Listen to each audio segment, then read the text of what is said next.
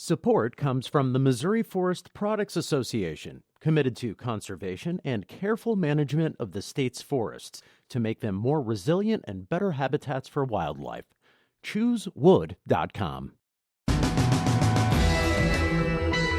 We hope you enjoy listening to this podcast of St. Louis on the Air, brought to you by University College at Washington University, with undergraduate and graduate programs part-time, evening, and online. University College at Washington University, offering world-class education within reach. Welcome to St. Louis on the Air. I'm Don Marsh. There are certain emotions and images that surface when we think about Southern cooking, from grits and gravy to fried chicken and corn pone. Most people would probably agree it's lip-smacking comfort food good. Our next guest agrees. Joe Johnston's been on this program before. You might remember him also as the guy who came up with the idea for McDonald's Happy Meal and talking about his books on the vigilante era in Missouri. Now he has a new book. It's titled Grits to Glory, How Southern Cooking Got So Good. It's a long way from McDonald's, Joe, and that Happy Meal, but to singing the praises of grits. Before we start about the grits part of the story, I think a lot of people are intrigued by your Happy Meal connection. People like to ask me about that. You know, that was in a different time when little kids didn't want to go to McDonald's. The only thing they had to attract them was the Hamburglar and Ronald McDonald. They actually had very little to entice kids, and yet the best customers are young families who have young kids. So we did a research study to find out how we could attract kids, and we packaged a meal. We printed on the packaging, puzzles and games, and it's pretty much like a Happy Meal today, except it was called the Fun Meal, and it didn't have a toy in it, and it didn't work to attract the kids until we put a toy in it. Isn't that strange? That was little things mean a lot. No question about it. No question about it.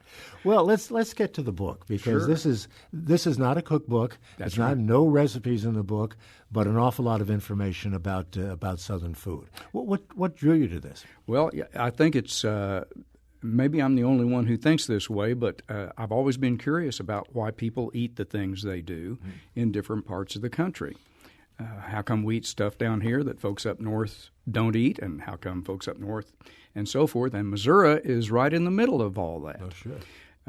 So as I began to study it, I just thought the history of Southern food was fascinating and wanted to write about it. What is so fascinating about it that brought you to that? Well, honestly, the question of why people eat grits interested me to begin with. And corn was brought from Central America to North America and was eaten by Native Americans long before the Europeans got here. In fact, this is a little sidelight that's not necessarily in the book, but Europeans took corn back and some people ate so much of it that they got sick from eating it because they didn't cook it correctly. But Native Americans and other cultures have long known how to remove the husks from corn, so it can be ground into cornmeal and made into all sorts of things, including grits. It is a good idea to remove the husk before eating corn. I think we all agree. Well, it's not the husk; it's the skin on the kernels. Oh.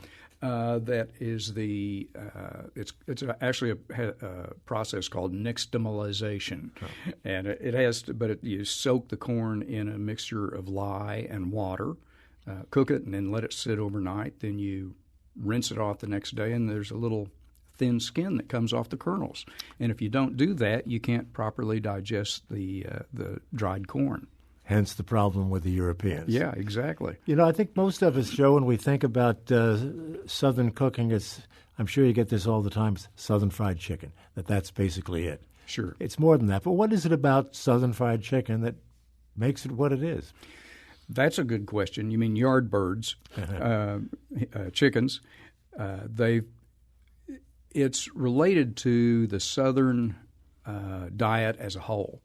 And if you to me, it goes back to the growing season. Think about if you live in Tennessee, Georgia, Mississippi, Alabama, Texas, Oklahoma, you have a growing season, the Carolinas even, you have a growing season of maybe 8 or 9 months a year. And once you get farther north, that growing season gets shorter. So all of these people in the South have traditionally eaten a very diverse menu of all kinds of fruits and vegetables. So when you have all those fruits and vegetables, you can eat anything else you want. And besides, these are hardworking people. They're outdoors 8 or 9 months of the year and doing agricultural work. So the fried chicken can be breaded with cornmeal, and people in the South, didn't have flour. Mm-hmm. So fried chicken with flour as a breading is relatively new, meaning after the Civil War. How did history change Southern cooking? I mean, you go into this in some detail. It's different before the Civil War. Absolutely. And the people who were cooking it were different than the people who were cooking it after the Civil War, that sort of thing. Yeah, Give us some sense of how it evolved. More or less, before the Civil War, everybody was eating whatever they wanted. Things were doing well. There was prosperity. Was fairly general, and Americans generally prospered from the time the Europeans arrived until the Civil War. After the Civil War, there were two Americas. Of course, I'm generalizing now, but in the South, there were few railroads, few roads compared to the North, few towns, few stores.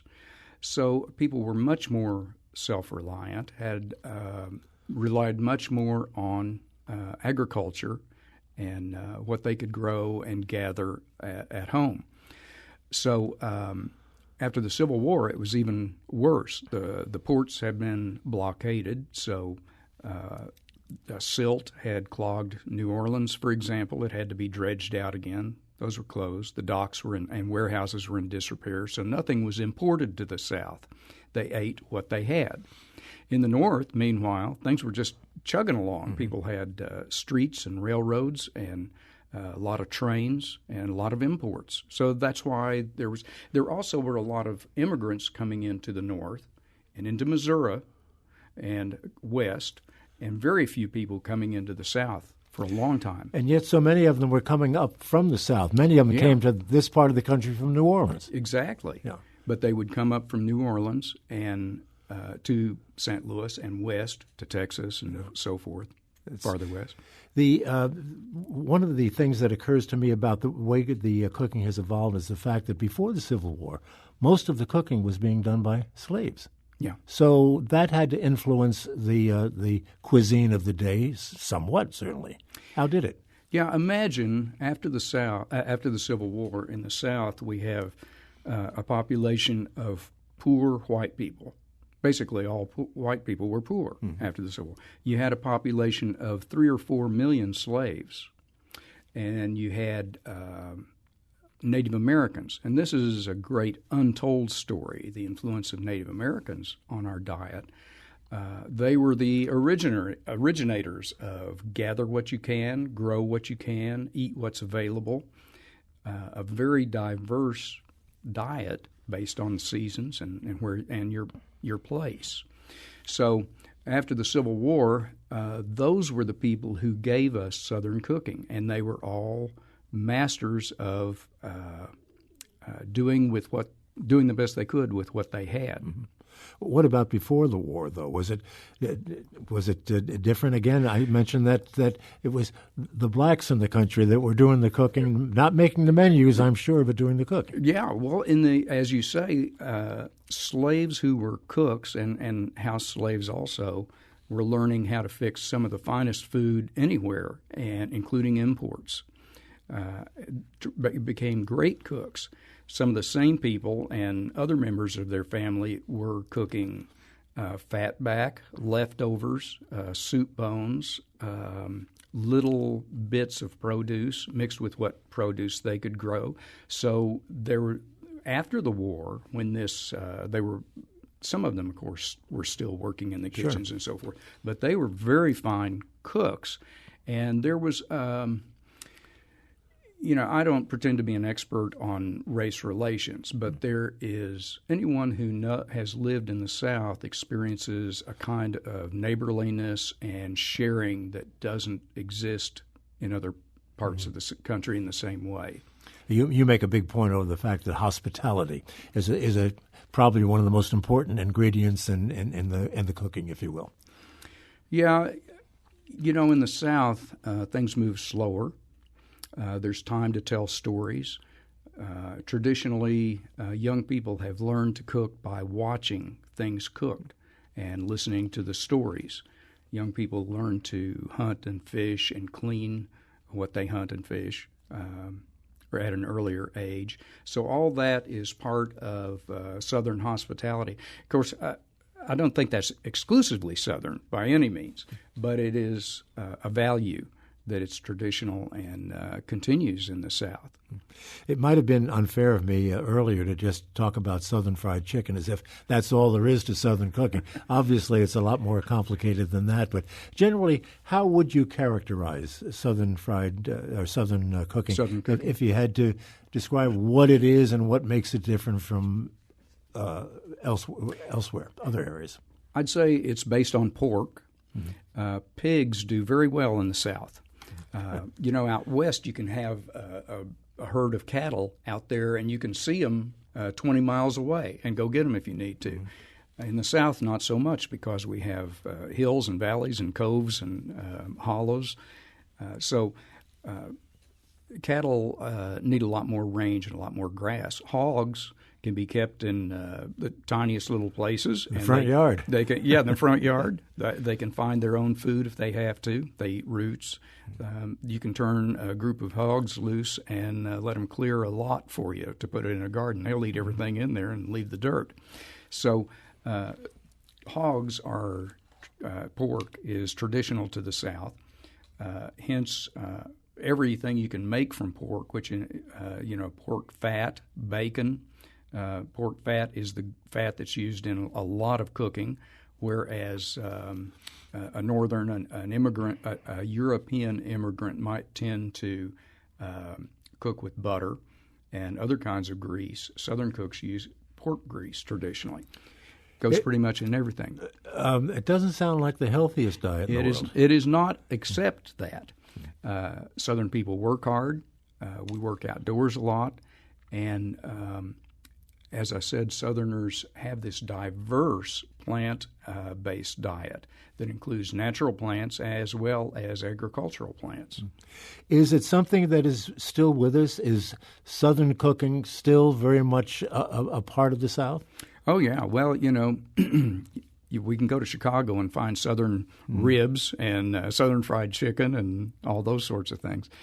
I think that in my own experience with my family coming from Missouri, St. Louis is such an example of the blending of American cuisine because we have this tremendous European influence in the St. Louis area and in Missouri in general.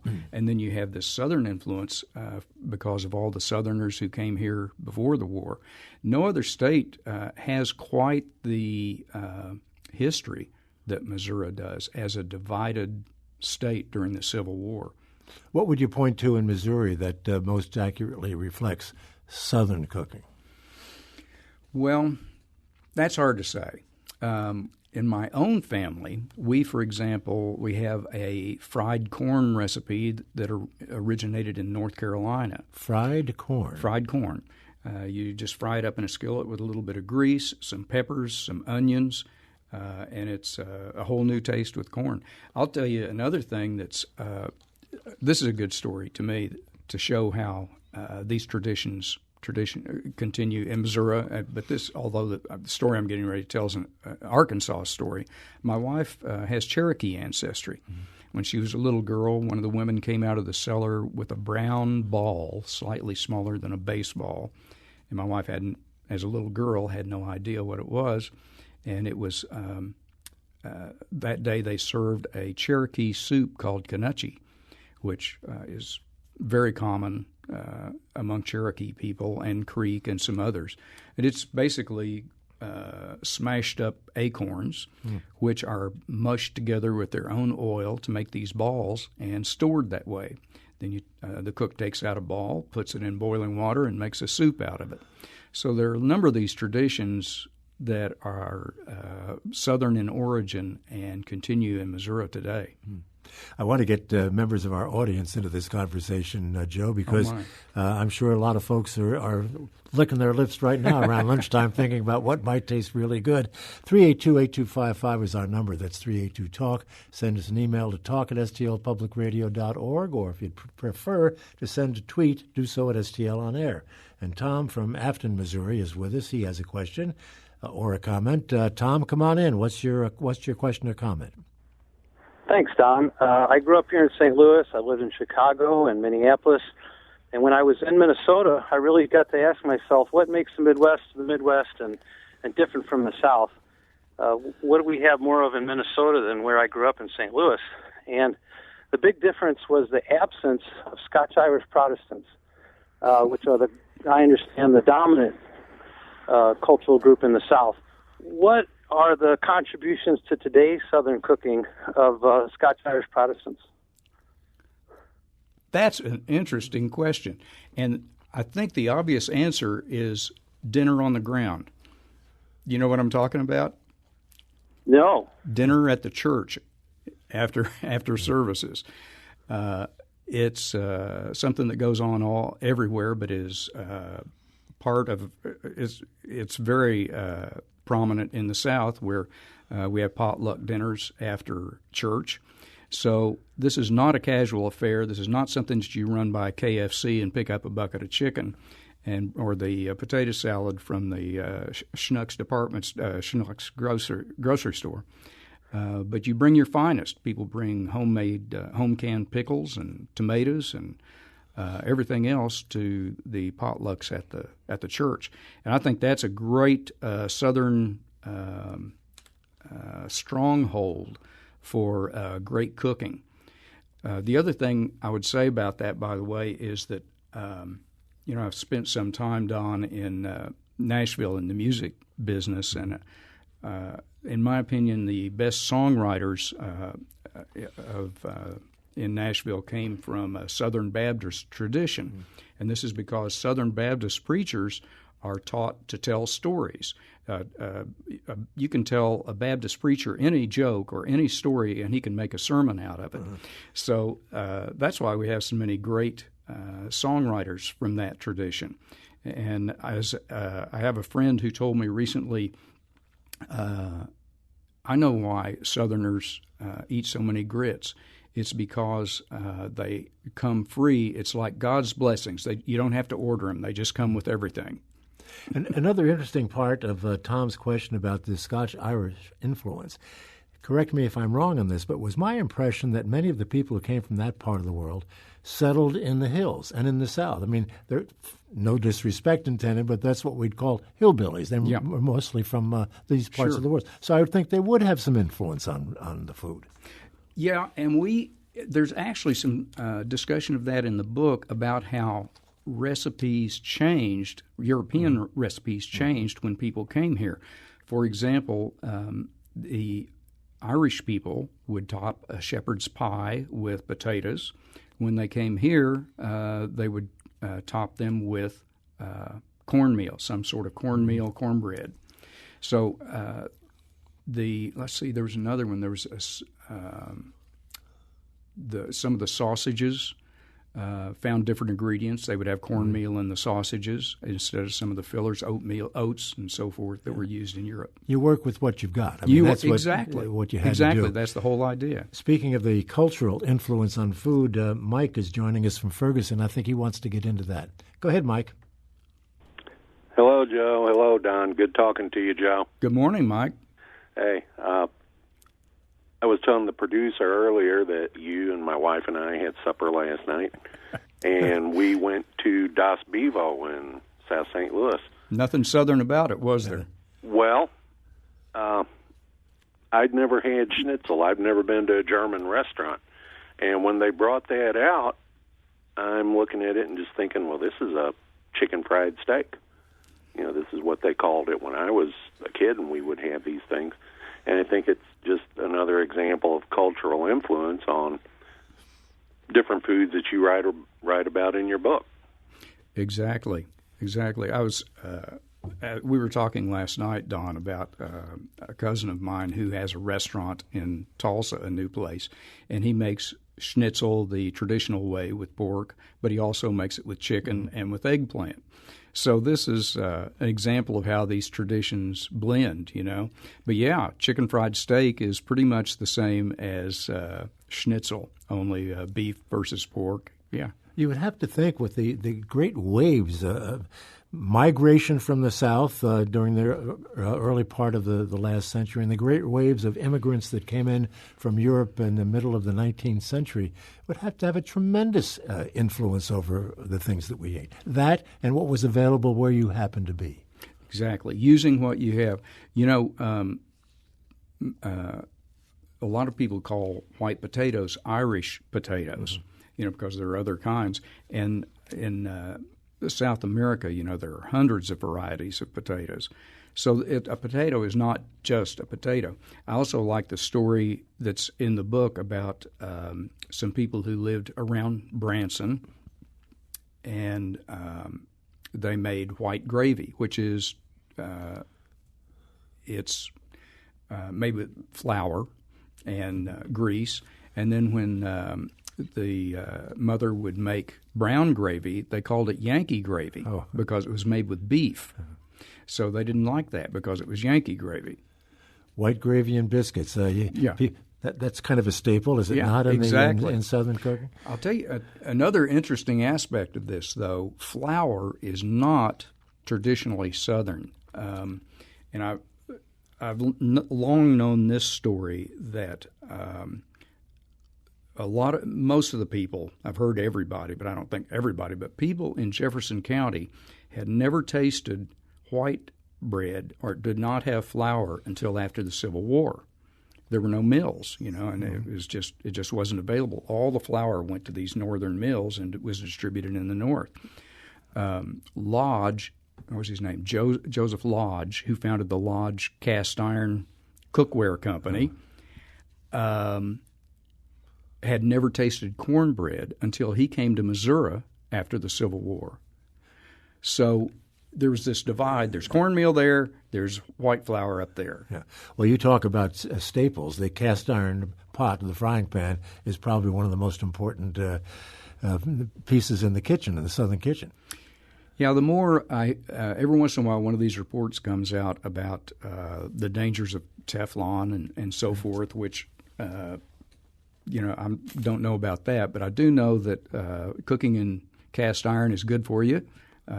We do get a little bit of iron from it, but it's the original nonstick cooking surface. And if you want to put a crust on something, that's the pot or the implement to use, isn't it? Let's take another call. Greg will join us from St. Louis. Greg, thanks for being with us. Go ahead. Good afternoon. Thanks for taking my call. I was just trying to weigh in on the conversation you all are having, and what Southern food means to me means that when I was a kid, my grandmother, every Sunday, and it just brought the family together, and everybody had a task. Like I had a task of splitting the peas or something like that, but then it would turn out to be like a family ordeal of making fried chicken, collard greens, black-eyed peas with macaroni and cheese and fried green tomatoes, and it was just something that I've learned to cook as a little kid, so now I incorporate that into my family, So it was just something that I was just trying to weigh in on the conversation. I love that. You are making me hungry. There is nothing like sitting on the porch with Grandma shelling those peas or popping the ends off the green beans and listening to her talk. That's how we heard those stories, right? Yeah, a lot of stories. Thanks, Joe. Thanks for taking my call. Thank you for calling. You have a picture in the book of a woman standing with her husband of so many years, and she's wearing an apron. And I think you say as part of it, she never took that apron off. She had it going all the time. No, except for church. I think she took it off for church. Yeah, sure. Of course she would have. But this goes back to what you were mentioning on hospitality. You know, that so many of these dishes have a story attached to them. Or, you know, it might be a fish that has a fish story, or a hog that has a hog, a slice of pork that has a hog story attached to it. And so those stories get told as the dishes are prepared, and years go by, people retell those stories. And that's why we have friends over and they hear those stories. Sure.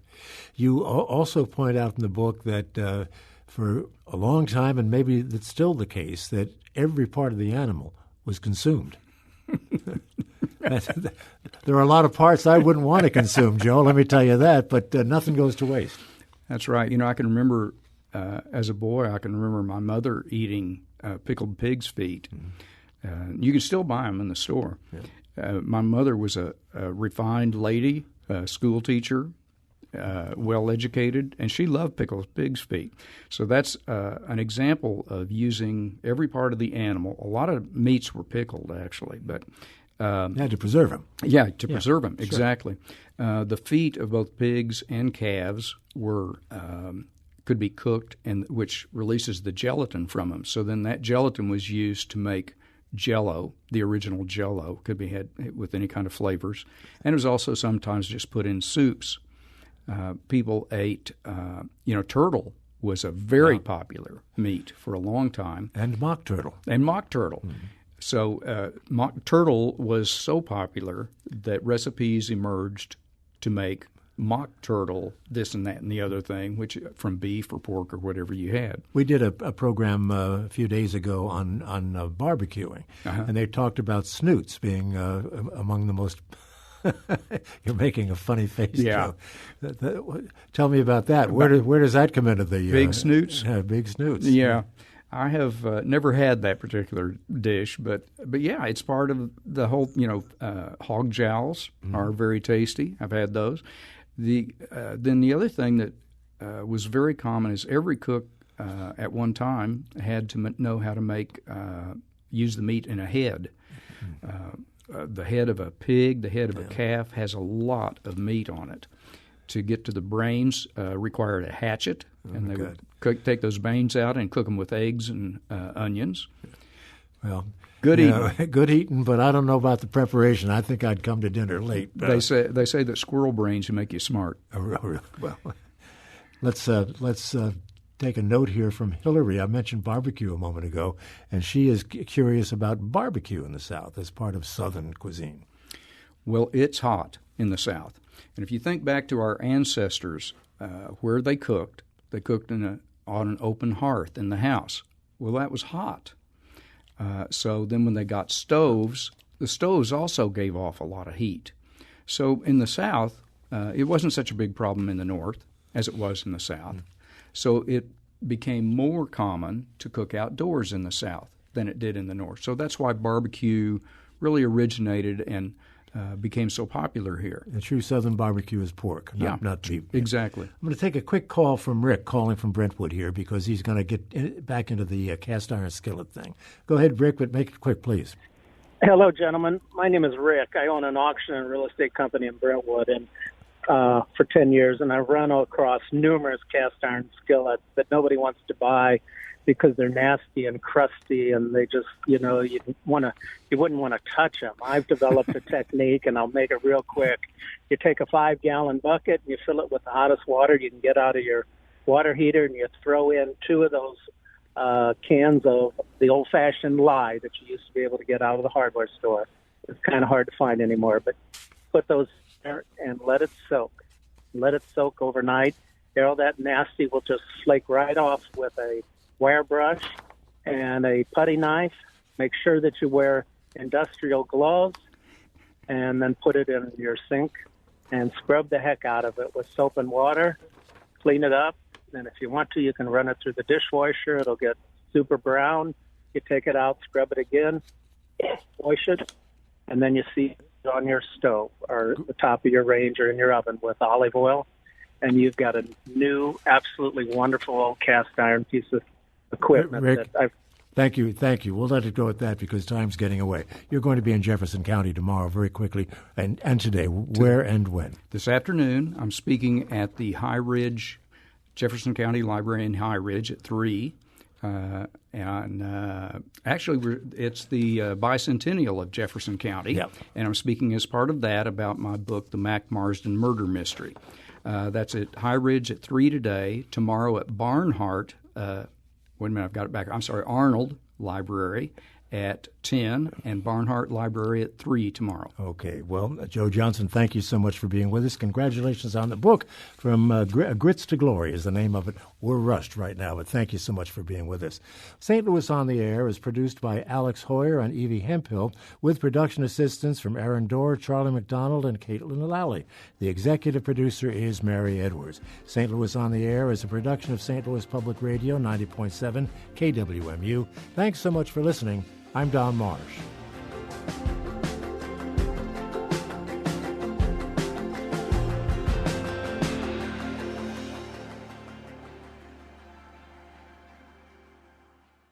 Support comes from Missouri Forest Products Association, committed to sustainable and sound conservation of the state's forests, which support more than 41,000 Missouri jobs, resulting in a $10 billion industry.